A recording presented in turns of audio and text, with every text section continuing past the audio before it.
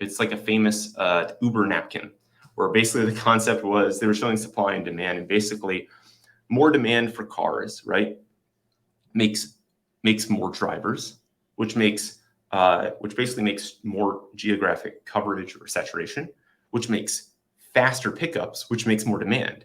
And that kind of like builds a nice cycle. But the other cool thing about it is because there's more geographic coverage, that also means less driver downtime and lower prices, which is also more demand. And so you kind of end up with this situation where the more people that use it, the more people that participate, the better the whole thing gets.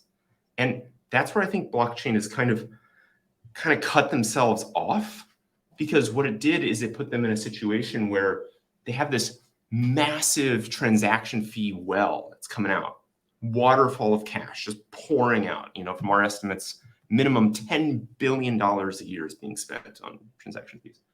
And so you have this waterfall of cash. Most of it is being burned, just totally destroyed, totally burned, not existing. And the other half is going to people that aren't participating in that system. They're not drivers. They're not people that want to go for a ride.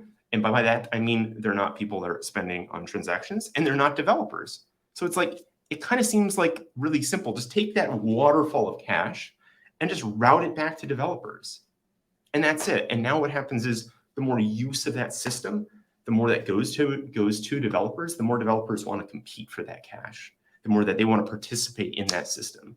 And when they do that, they can offer better things to users, which will make more demand. So it's not even that hard to fix. Yeah, I mean, you make it sound really easy. And I think that's the basic belief that we have at Unifi of how to do things and how to do things a little bit differently, is it's not really rocket science there.